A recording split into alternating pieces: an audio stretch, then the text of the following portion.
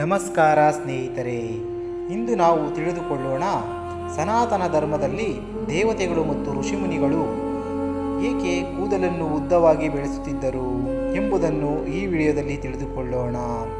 ಇಂದಿನ ಆಧುನಿಕ ಜೀವನ ಶೈಲಿಯಲ್ಲಿ ನಮಗೆ ಸಾಮಾನ್ಯವಾಗಿ ಕಾಣುವ ಅನೇಕ ವಿಷಯಗಳು ಪುರಾತನ ಕಾಲದಲ್ಲಿ ಸಂಪೂರ್ಣವಾಗಿ ವಿಭಿನ್ನವಾಗಿದ್ದವು.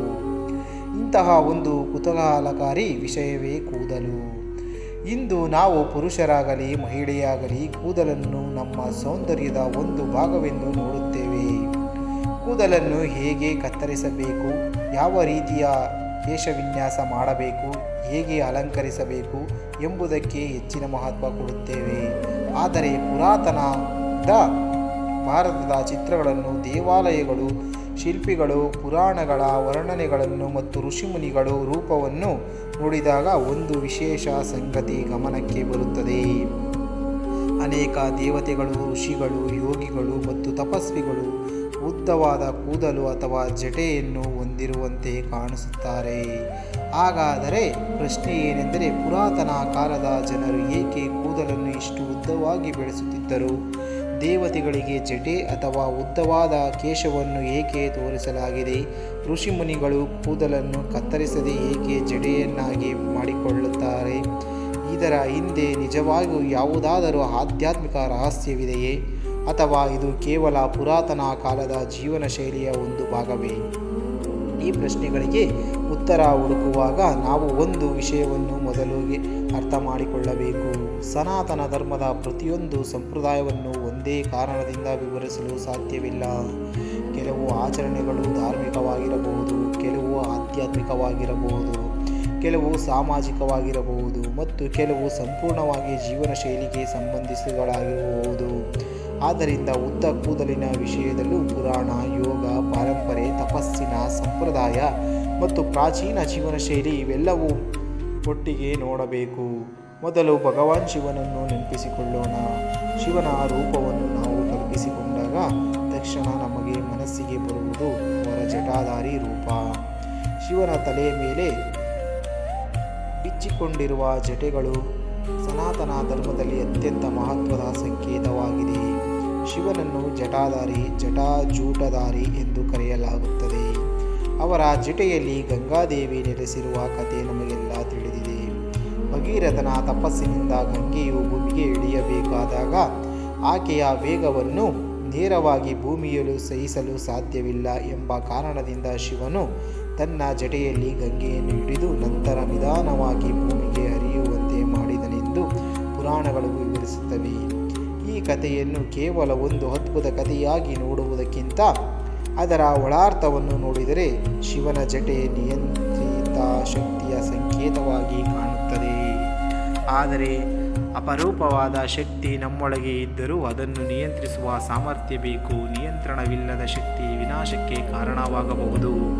ಆದರೆ ಜ್ಞಾನ ಮತ್ತು ಸಂಯಮದಿಂದ ನಿಯಂತ್ರಿಸಲ್ಪಟ್ಟ ಶಕ್ತಿಯು ಲೋಕಕ್ಕೆ ಉಪಕಾರ ಮಾಡಬಹುದು. ಈ ಕಾರಣದಿಂದ ಶಿವನ ಜಟೆ ಕೇವಲ ಕೂದಲಲ್ಲ, ಅದು ತಪಸ್ಸು, ಸಂಯಮ ಮತ್ತು ಶಕ್ತಿ ನಿಯಂತ್ರಣದ ಸಂಕೇತವಾಗಿ ಪರಿಗಣಿಸಲಾಗಿದೆ. ಇದೇ ರೀತಿಯಲ್ಲಿ ನಾವು ಋಷಿಮುನಿಗಳು ರೂಪವನ್ನು ನೋಡಿದಾಗ ಅವರ ತಲೆಯ ಮೇಲೆ ಜಟೆ ಇರುವುದನ್ನು ಕಾಣುತ್ತೇವೆ. ಋಷಿಗಳು ಅರಮನೆಗಳಲ್ಲಿ ಅಥವಾ ನಗರ ವೈಭವಗಳಲ್ಲಿ ಜೀವನ ನಡೆಸುತ್ತಿರುವವರಲ್ಲ. ಅನೇಕ ಋಷಿಗಳು ಕಾಡುಗಳಲ್ಲಿ ಆಶ್ರಮಗಳನ್ನು ನಿರ್ಮಿಸಿಕೊಂಡು ತಪಸ್ಸು, ವೇದ ಅಧ್ಯಯನ, ಯಜ್ಞ, ಧ್ಯಾನ ಮತ್ತು ಆತ್ಮಜ್ಞಾನದಲ್ಲಿ ಜೀವನ ಕಳೆದವರು. ಅವರಿಗೆ ದೇಹದ ಅಹಂಕಾರಕ್ಕಿಂತ ಆತ್ಮಜ್ಞಾನವೇ ಮುಖ್ಯವಾಗಿತ್ತು. ಆದ್ದರಿಂದ ಕೂದಲನ್ನು ಪ್ರತಿದಿನ ಕತ್ತರಿಸಿ ಆಧುನಿಕ ರೀತಿಯಲ್ಲಿ ಅಲಂಕರಿಸಿಕೊಳ್ಳುವುದಕ್ಕಿಂತ ಅದನ್ನು ಸ್ವಾಭಾವಿಕವಾಗಿ ಬೆಳೆಸಲು ಬಿಡುವುದು ಅವರ ಜೀವನ ಶೈಲಿಯ ಒಂದು ಭಾಗವಾಗಿರಬಹುದಾಗಿತ್ತು. ಕಾಲಕ್ರಮೇಣ ಆ ಕೂದಲು ಜಟೆಯ ರೂಪವಾಗಿ ಪಡೆದುಕೊಳ್ಳುತ್ತಿತ್ತು. ಹೀಗಾಗಿ ಜಟೆ ಎಂದರೆ ಪ್ರತಿಯೊಬ್ಬರೂ ಕಡ್ಡಾಯವಾಗಿ ಇಟ್ಟುಕೊಳ್ಳಬೇಕಾದ ಧಾರ್ಮಿಕ ನಿಯಮವೆಂದು ಅರ್ಥ ಮಾಡಿಕೊಳ್ಳಬಾರದು. ಅದು ವಿಶೇಷವಾಗಿ ತಪಸ್ವಿಗಳು ಮತ್ತು ವೈರಾಗ್ಯ ಜೀವನ ನಡೆಸುವವರ ಗುರುತಾಗಿ ಬೆಳೆದ ಸಂಪ್ರದಾಯವಾಗಿದೆ. ಪುರಾತನ ಕಾಲದ ಜೀವನ ಶೈಲಿಯಲ್ಲಿ ಇಂದಿನ ಜೀವನದೊಂದಿಗೆ ಹೋಲಿಸಿದರೆ ಮತ್ತೊಂದು ವ್ಯತ್ಯಾಸ ಕಾಣುತ್ತೇವೆ. ಇಂದಿನಂತೆ ಪ್ರತಿಯೊಂದು ಊರಲ್ಲೂ ಕ್ಷೌರಿಕ ಅಂಗಡಿ, ಆಧುನಿಕ ಕತ್ತರಿಸುವ ಉಪಕರಣಗಳು ಮತ್ತು ಪ್ರತಿದಿನದ ಕೇಶ ವಿನ್ಯಾಸದ ಸೌಲಭ್ಯಗಳು ಇರಲಿಲ್ಲ. ಜನರು ಪ್ರಕೃತಿಯೊಂದಿಗೆ ಹೆಚ್ಚು ನಿಕಟವಾಗಿ ಬದುಕುತ್ತಿದ್ದರು. ವಿಶೇಷವಾಗಿ ಕಾಡಿನಲ್ಲಿ ವಾಸುತ್ತಿರುವ ತಪಸ್ವಿಗಳಿಗೆ ಕೂದಲು ಕತ್ತರಿಸುವುದು ಅವರ ಜೀವನದ ಮುಖ್ಯ ಅವಶ್ಯಕತೆಯಾಗಿರಲಿಲ್ಲ. ಇದರ ಜೊತೆಗೆ ಆ ಕಾಲದ ಧಾರ್ಮಿಕ ಜೀವನದಲ್ಲಿ ದೇಹವನ್ನು ಪ್ರಕೃತಿ ಒಂದೇ ಭಾಗವೆಂದು ನೋಡುವ ಮನೋಭಾವವಿತ್ತು. ಕೂದಲು ಸ್ವಾಭಾವಿಕವಾಗಿ ಬೆಳೆಯುವುದನ್ನು ತಡೆಯಬೇಕೆಂಬ ಅಗತ್ಯ ಎಲ್ಲರಿಗೂ ಇರಲಿಲ್ಲ. ಹಾಗಾಗಿ ಉದ್ದ ಕೂದಲು ಅಥವಾ ಜಟೆ ಅನೇಕ ತಪಸ್ವಿಗಳ ಜೀವನವನ್ನು ಸಹಜವಾಗಿ ರೂಪುಗೊಂಡಿರಬಹುದು. ಇದು ಯೋಗ ಪರಂಪರೆಯ ವಿಷಯಕ್ಕೆ ಬಂದರೆ ಇಲ್ಲಿ ಕೂದಲಿಗೆ ಇನ್ನೊಂದು ರೀತಿಯ ಆಧ್ಯಾತ್ಮಿಕ ಅರ್ಥ ನೀಡಲಾಗಿದೆ. ಭಾರತೀಯ ಯೋಗ ಪರಂಪರೆಯಲ್ಲಿ ಮಾನವ ದೇಹವನ್ನು ಕೇವಲ ಮಾಂಸ ಮತ್ತು ಎಲುಬಿನಿಂದ ಕೂಡಿದ ದೇಹವೆಂದು ಮಾತ್ರ ನೋಡದೆ ಪ್ರಾಣಶಕ್ತಿ ಮತ್ತು ಸೂಕ್ಷ್ಮ ಚಿಂತನೆಗಳನ್ನು ಒಳಗೊಂಡ ದೇಹವೆಂದು ಪರಿಗಣಿಸಲಾಗಿದೆ. ದೇಹದಲ್ಲಿ ನಾಡಿಗಳು ಮತ್ತು ಚಕ್ರಗಳಿವೆ ಎಂಬ ಯೋಗದ ಪರಿಕಲ್ಪನೆ ಸಿದ್ಧವಾಗಿದೆ. ತಲೆ ಮೇಲ್ಭಾಗದಲ್ಲಿರುವ ಸಹಸ್ರಾರ ಚಕ್ರವನ್ನು ಆಧ್ಯಾತ್ಮಿಕ ಜಾಗೃತಿಯೊಂದಿಗೆ ಸಂಬಂಧಿಸಲಾಗಿದೆ. ಕೆಲವು ಯೋಗ ಮತ್ತು ತಪಸ್ಸಿನ ಪರಂಪರೆಗಳಲ್ಲಿ ಕೂದಲನ್ನು ಸ್ವಾಭಾವಿಕವಾಗಿ ಬೆಳೆಯಲು ಬಿಡುವುದರಿಂದ ಆಧ್ಯಾತ್ಮಿಕ ಸಾಧನೆಗೆ ಸಹಾಯವಾಗಬಹುದು ಎಂಬ ನಂಬಿಕೆ ಕಂಡುಬರುತ್ತದೆ. ಆದರೆ ಇಲ್ಲಿ ಒಂದು ವಿಷಯವನ್ನು ಸ್ಪಷ್ಟವಾಗಿ ಹೇಳಬೇಕು. ಉದ್ದ ಕೂದಲು ಇಟ್ಟರೆ ಸ್ವಯಂಚಾಲಿತವಾಗಿ ಆಧ್ಯಾತ್ಮಿಕ ಶಕ್ತಿ ಹೆಚ್ಚುತ್ತದೆ ಎಂಬುದನ್ನು ಆಧುನಿಕ ವಿಜ್ಞಾನ ದೃಢಪಡಿಸಿಲ್ಲ. ಇದು ಮುಖ್ಯವಾಗಿ ಕೆಲವು ಯೋಗ ಮತ್ತು ಆಧ್ಯಾತ್ಮಿಕ ಪರಂಪರೆಗಳ ನಂಬಿಕೆ ಮತ್ತು ಸಾಂಕೇತಿಕವಾದಿ ವಿವರಣೆಯಾಗಿದೆ. ಆದ್ದರಿಂದ ನಾವು ಸನಾತನ ಧರ್ಮದ ವಿಚಾರಗಳನ್ನು ಹೇಳುವಾಗ ನಂಬಿಕೆ ಮತ್ತು ವೈಜ್ಞಾನಿಕ ಸತ್ಯ ಎರಡನ್ನೂ ಪ್ರತ್ಯೇಕವಾಗಿ ಅರ್ಥ ಮಾಡಿಕೊಳ್ಳುವುದು ಬಹಳ. ಈಗ ನಾವು ಮಹಿಳೆಯರ ಉದ್ದ ಕೂದಲಿನ ಬಗ್ಗೆ ನೋಡೋಣ. ಭಾರತೀಯ ಸಂಸ್ಕೃತಿಯಲ್ಲಿ ಮಹಿಳೆಯ ಉದ್ದ ಕೂದಲಾದ ಕೇಶವನ್ನು ಬಹಳ ಹಿಂದಿನಿಂದಲೂ ಸೌಂದರ್ಯ ಮತ್ತು ಸೌಭಾಗ್ಯದೊಂದಿಗೆ ಸಂಬಂಧಿಸಲಾಗಿದೆ. ಪಾರ್ವತಿ ದೇವಿ, ಲಕ್ಷ್ಮೀ ದೇವಿ, ಸರಸ್ವತಿ ದೇವಿ ಸೇರಿದಂತೆ ಅನೇಕ ದೇವಿಯರ ಚಿತ್ರಗಳಲ್ಲಿ ಉದ್ದವಾದ ಕೇಶವನ್ನು ಕಾಣಬಹುದು. ಇಲ್ಲಿ ಕೂದಲು ಕೇವಲ ಸೌಂದರ್ಯದ ಸಂಕೇತವಲ್ಲ, ಶ್ರೀಶಕ್ತಿ, ಸೌಭಾಗ್ಯ, ಮಂಗಳ ಮತ್ತು ಪ್ರಕೃತಿಯ ಸಮೃದ್ಧಿಯೊಂದಿಗೆ ಕೂಡ ಕೇಶವನ್ನು ಸಾಂಕೇತಿಕವಾಗಿ ಸಂಪರ್ಕಿಸಲಾಗಿದೆ. ಇದೇ ಕಾರಣದಿಂದ ಭಾರತೀಯ ಮಹಿಳೆಯರು ಸಂಪ್ರದಾಯದಲ್ಲಿ ಕೂದಲಿಗೆ ಎಣ್ಣೆ ಹಚ್ಚುವುದು, ಅದನ್ನು ಚೆನ್ನಾಗಿ ಬಾಚಿಕೊಳ್ಳುವುದು, ಜಡೆ ಹಾಕುವುದು ಮತ್ತು ಹೂಗಳಿಂದ ಅಲಂಕರಿಸುವುದು ವಿಶೇಷ ಸ್ಥಾನ ಪಡೆದಿದೆ. ನಮ್ಮ ಹಿರಿಯರು ಮಹಿಳೆಯರು ಶುಭ ಕಾರ್ಯಗಳಿಗೆ ಹೋಗುವಾಗ ಅಥವಾ ದೇವರ ಪೂಜೆ ಮಾಡುವಾಗ ಕೂದಲನ್ನು ಬಿಚ್ಚಿಟ್ಟುಕೊಂಡು ಇದ್ದರೆ ಅಚ್ಚುಕಟ್ಟಾಗಿ ಜಡೆ ಹಾಕಿಕೊಳ್ಳಬೇಕು ಎಂದು ಹೇಳುತ್ತಿದ್ದರು. ಇದರ ಹಿಂದೆ ಸ್ವಚ್ಛತೆ, ಶಿಸ್ತು ಮತ್ತು ಮಂಗಳದ ಸಂಕೇತ ಎಂಬ ಹಲವು ಸಾಮಾಜಿಕ ಮತ್ತು ಸಾಂಸ್ಕೃತಿಕ ಕಾರಣಗಳಿವೆ. ಆದರೆ ಇಲ್ಲಿ ಕೂಡ ಒಂದು ತಪ್ಪು ಕಲ್ಪನೆ ದೂರ ಮಾಡಬೇಕು. ಕೂದಲು ಬಿಚ್ಚಿಟ್ಟರೆ ಖಂಡಿತವಾಗಿಯೂ ಕೆಟ್ಟ ಶಕ್ತಿ ಬರುತ್ತದೆ ಅಥವಾ ಕೂದಲು ಕತ್ತರಿಸಿದರೆ ಧರ್ಮನಾಶವಾಗುತ್ತದೆ ಎಂದು ಸನಾತನ ಧರ್ಮದ ಸಾಮಾನ್ಯ ನಿಯಮವೆಂದು ಹೇಳುವುದು ಸರಿಯಲ್ಲ. ಇಂತಹ ವಿಚಾರಗಳು ಕೆಲವು ಸ್ಥಳೀಯ ಆಚರಣೆಗಳು ಮತ್ತು ಜನಪದ ನಂಬಿಕೆಗಳಲ್ಲಿ ಕಂಡುಬರಬಹುದು. ಅವುಗಳನ್ನು ಸಂಪೂರ್ಣ ಸನಾತನ ಧರ್ಮದ ಕಡ್ಡಾಯ ನಿಯಮವೆಂದು ಹೇಳಬಾರದು. ಇನ್ನು ಪುರುಷರ ವಿಷಯಕ್ಕೆ ಬಂದಾಗ ಪುರಾತನದ ಭಾರತದ ವಿವಿಧ ಸಮುದಾಯಗಳಲ್ಲಿ ಕೂದಲಿನ ರೀತಿಯು ಒಂದೇ ಆಗಿರಲಿಲ್ಲ.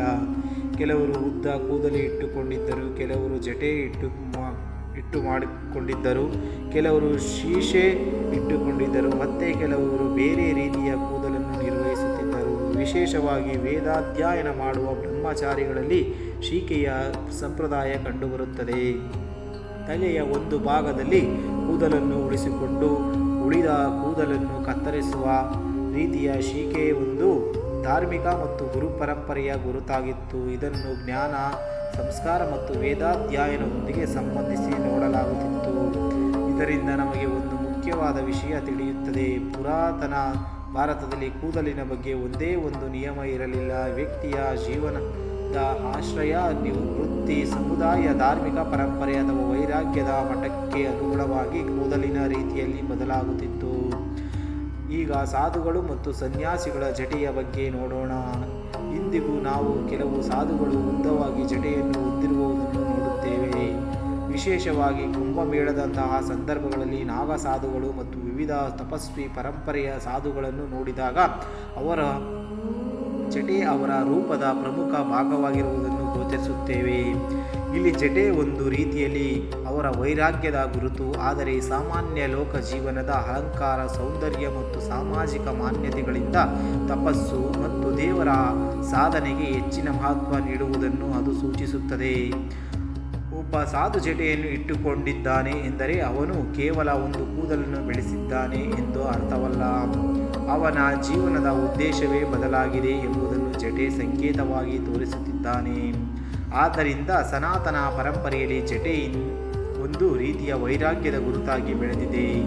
ಇನ್ನು ಮತ್ತೊಂದು ಆಸಕ್ತಿದಾಯಕ ವಿಷಯವೇನೆಂದರೆ, ದೇವಾಲಯಗಳಲ್ಲಿ ಕೂದಲು ಅರ್ಪಿಸುವ ಸಂಪ್ರದಾಯ ಭಾರತದಲ್ಲಿನ ಕೆಲವು ಪ್ರಸಿದ್ಧ ದೇವಾಲಯಗಳಲ್ಲಿ ಭಕ್ತರು ತಮ್ಮ ಕೂದಲನ್ನು ದೇವರಿಗೆ ಅರ್ಪಿಸುತ್ತಾರೆ. ತಿರುಮಲದ ಶ್ರೀ ವೆಂಕಟೇಶ್ವರ ಸ್ವಾಮಿಯ ಕ್ಷೇತ್ರದಲ್ಲಿ ಕೂದಲು ಅರ್ಪಿಸುವ ಸಂಪ್ರದಾಯ ಬಹಳ ಪ್ರಸಿದ್ಧವಾಗಿದೆ. ಇಲ್ಲಿ ಒಂದು ಸುಂದರವಾದ ಆಧ್ಯಾತ್ಮಿಕ ಭಾವನೆ ಇದೆ. ಮನುಷ್ಯನಿಗೆ ತನ್ನ ರೂಪ, ಸೌಂದರ್ಯ ಮತ್ತು ದೇಹದ ಬಗ್ಗೆ ಅಹಂಕಾರ ಇರಬಹುದು. ಕೂದಲನ್ನು ದೇವರಿಗೆ ಅರ್ಪಿಸುವುದು ಕೇವಲ ತಮ್ಮ ಅಹಂಕಾರವನ್ನು ದೇವರ ಪಾದದಲ್ಲಿ ಸಮರ್ಪಿಸುವ ಸಂಕೇತವಾಗಿ ನೋಡುತ್ತಾರೆ. ಆದರೆ ಒಂದು ಕಡೆ ಸಾಧು ಜಟೆಯನ್ನು ಇಟ್ಟುಕೊಂಡು ವೈರಾಗ್ಯವನ್ನು ಸೂಚಿಸುತ್ತಾನೆ. ಮತ್ತೊಂದು ಕಡೆ ಭಕ್ತನು ತನ್ನ ಕೂದಲನ್ನೇ ದೇವರಿಗೆ ಅರ್ಪಿಸಿ ತ್ಯಾಗದ ಭಾವನೆಯನ್ನು ವ್ಯಕ್ತಪಡಿಸುತ್ತಾನೆ. ಎರಡರಲ್ಲಿಯೂ ಮುಖ್ಯವಾದುದು ಕೂದಲಲ್ಲ, ಅದರ ಹಿಂದೆ ಇರುವ ಭಕ್ತಿ ಮತ್ತು ಭಾವನೆ. ನಮ್ಮ ಹಿರಿಯರು ಕೂದಲಿಗೆ ಎಣ್ಣೆ ಹಚ್ಚುವಕ್ಕೂ ಮಹತ್ವ ಕೊಡುತ್ತಿದ್ದರು. ವಾರದಲ್ಲಿ 1 ಅಥವಾ 2 ಬಾರಿ ತಲೆಗೆ ಎಣ್ಣೆ ಹಚ್ಚುವುದು ಭಾರತೀಯ ಕುಟುಂಬಗಳಲ್ಲಿ ಸಾಮಾನ್ಯವಾಗಿತ್ತು. ಇದರಲ್ಲಿಯೂ ಧಾರ್ಮಿಕ ಅರ್ಥಕ್ಕಿಂತ ಆರೋಗ್ಯ ಮತ್ತು ದೈಹಿಕ ಆರೈಕೆಯ ಕಾರಣ ಹೆಚ್ಚು ಮುಖ್ಯವಾಗಿದೆ. ಕೂದಲನ್ನು ಸ್ವಚ್ಛವಾಗಿಟ್ಟುಕೊಳ್ಳುವುದು, ತಲೆಯ ಚರ್ಮವನ್ನು ಕಾಪಾಡುವುದು ಮತ್ತು ದೇಹದ ಆರೈಕೆ ಮಾಡುವುದು ತಮ್ಮ ಸಂಪ್ರದಾಯದ ಭಾಗವಾಗಿತ್ತು. ಸನಾತನ ಧರ್ಮದಲ್ಲಿ ಶೌಚ ಎಂದರೆ ಸ್ವಚ್ಛತೆಗೆ ಬಹಳ ಮಹತ್ವವಿದೆ. ಆದ್ದರಿಂದ ಉದ್ದ ಕೂದಲು ಇಟ್ಟುಕೊಂಡಿದ್ದರೂ ಅದನ್ನು ಸ್ವಚ್ಛವಾಗಿಡುವುದು ಮುಖ್ಯವಾಗಿತ್ತು. ಇಲ್ಲಿ ನಾವು ಒಂದು ತಪ್ಪು ಕಲ್ಪನೆ ಮತ್ತೊಮ್ಮೆ ಗಮನಿಸಬೇಕು. ಪುರಾತನ ಕಾಲದ ಪ್ರತಿಯೊಬ್ಬ ಮನುಷ್ಯನು ಉದ್ದ ಕೂದಲನ್ನು ಇಟ್ಟುಕೊಂಡಿದ್ದನು ಎಂದು ಹೇಳುವುದು ಸರಿಯಲ್ಲ. ಕೂದಲಿನ ರೀತಿಯು ಕಾಲ, ಪ್ರದೇಶ, ಸಮುದಾಯ ಮತ್ತು ವ್ಯಕ್ತಿಯ ಜೀವನ ಶೈಲಿಗೆ ಅನುಗುಣವಾಗಿ ಬದಲಾಗುತ್ತಿತ್ತು. ಅದೇ ರೀತಿ ದೇವತೆಗಳು ಮೂರ್ತಿಗಳಲ್ಲಿ ಕಾಣುವ ಕೂದಲಿನ ರೂಪವನ್ನು ನಾವು ಅಕ್ಷರಶಃ ಐತಿಹಾಸಿಕ ವ್ಯಕ್ತಿಯ ಕೇಶವಿನ್ಯಾಸವೆಂದು ಪರಿಗಣಿಸಬಾರದು.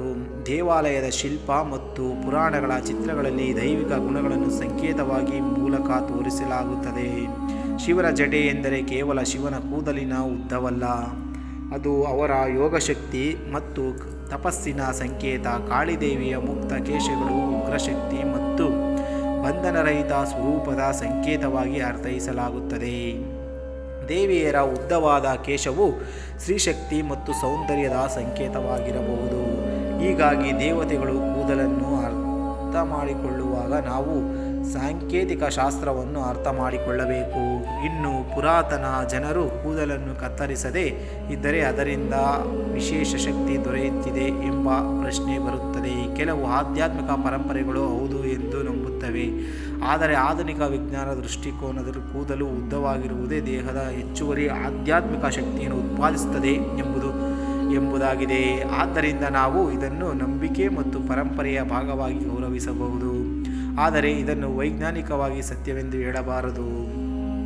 ಸನಾತನ ಧರ್ಮದಲ್ಲಿ ಅತ್ಯಂತ ಸುಂದರವಾದ ಅಂಶವೆಂದರೆ ಅದು ಕೇವಲ ಹೊರಗಿನ ರೂಪಕ್ಕೆ ಮಹತ್ವ ಕೊಡುವುದಿಲ್ಲ, ಮನುಷ್ಯನ ಒಳಗಿನ ಗುಣಗಳಿಗೆ ಹೆಚ್ಚಿನ ಮಹತ್ವ ನೀಡುತ್ತದೆ. ಕೂದಲು ಉದ್ದವಾಗಿದ್ದರೂ ಮನಸ್ಸು ಕೆಟ್ಟವಾಗಿದ್ದರೆ ಆ ಕೂದಲಿನಿಂದ ಯಾವುದೇ ಧಾರ್ಮಿಕ ಶ್ರೇಷ್ಠತೆ ಬರುವುದಿಲ್ಲ. ಅದೇ ರೀತಿ ಕೂದಲು ಚಿಕ್ಕವಾಗಿದ್ದರೂ ಮನಸ್ಸಿನಲ್ಲಿ ಭಕ್ತಿ, ದಯೆ, ಸತ್ಯ ಮತ್ತು ಧರ್ಮವಿದ್ದರೆ ಆ ವ್ಯಕ್ತಿ ಶ್ರೇಷ್ಠನಾಗಬಹುದು. ಅದಕ್ಕಾಗಿಯೇ ಸನಾತನ ಧರ್ಮದ ನಿಜವಾದ ಸಂದೇಶವನ್ನು ನಾವು ಹೊರಗಿನ ಗುರುತುಗಳಲ್ಲಿ ಮಾತ್ರ ಹುಡುಕಬಾರದು. ಹೊರಗಿನ ಆಚರಣೆಗಳು ನಮ್ಮ ಒಳಗಿನ ಶುದ್ಧತೆಯ ಕಡೆಗೆ ಕರೆದೊಯ್ಯಬೇಕು. ಪುರಾತನದ ಕಾಲದಲ್ಲಿ ಉದ್ದ ಕೂದಲು ಒಂದು ರೀತಿಯ ಪ್ರಕೃತಿಯೊಂದಿಗೆ ಹೊಂದಿಕೊಂಡು ಜೀವನದ ಸಂಕೇತವಾಗಿತ್ತು. ಮತ್ತೊಂದು ಕಡೆ ತಪಸ್ವಿಗಳಿಗೆ ಅದು ವೈರಾಗ್ಯದ ಗುರುತಾಗಿತ್ತು. ಯೋಗಿಗಳಿಗೆ ಅದು ಅಪಾರ ಸಾಧನಾ ಪರಂಪರೆಯ ಭಾಗವಾಗಿತ್ತು. ದೇವತೆಗಳ ರೂಪದಲ್ಲಿ ಅದು ದೈವಿಕ ಗುಣವನ್ನು ಸೂಚಿಸುವ ಸಂಕೇತವಾಗಿತ್ತು. ಮಹಿಳೆಯರ ಸಂಪ್ರದಾಯದಲ್ಲಿ ಅದು ಸೌಂದರ್ಯ, ಸೌಭಾಗ್ಯ ಮತ್ತು ಶ್ರೀಶಕ್ತಿಯೊಂದಿಗೆ ಸಂಪರ್ಕ ಹೊಂದಿತ್ತು. ಹೀಗಾಗಿ ಒಂದೇ ಕಾರಣದಿಂದ ಪುರಾತನ ಕಾಲದ ಉದ್ದ ಕೂದಲನ್ನು ವಿವರಿಸಲು ಸಾಧ್ಯವಿಲ್ಲ. ಇದು ನಾವು ಈ ಸಂಪ್ರದಾಯದಿಂದ ಏನು ಕಲಿಯಬೇಕು? ನಮ್ಮ ಹಿರಿಯರು ದೇಹದ ಬಗ್ಗೆ ಕಾಳಜಿ ವಹಿಸಿದ್ದರು, ಪ್ರಕೃತಿಯೊಂದಿಗೆ ಬದುಕುತ್ತಿದ್ದರು, ದೇಹವನ್ನು ದೇವರ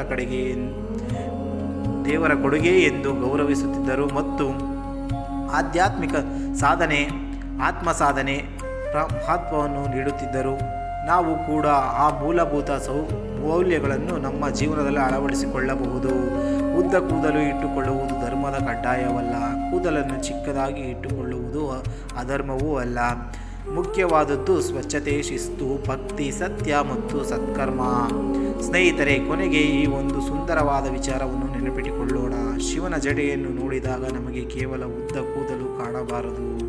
ಅದರೊಳಗೆ ಅಡಗಿರುವ ತಪಸ್ಸು, ಸಂಯಮ ಮತ್ತು ಶಕ್ತಿಯ ಸಂದೇಶ ಕಾಣಬೇಕು.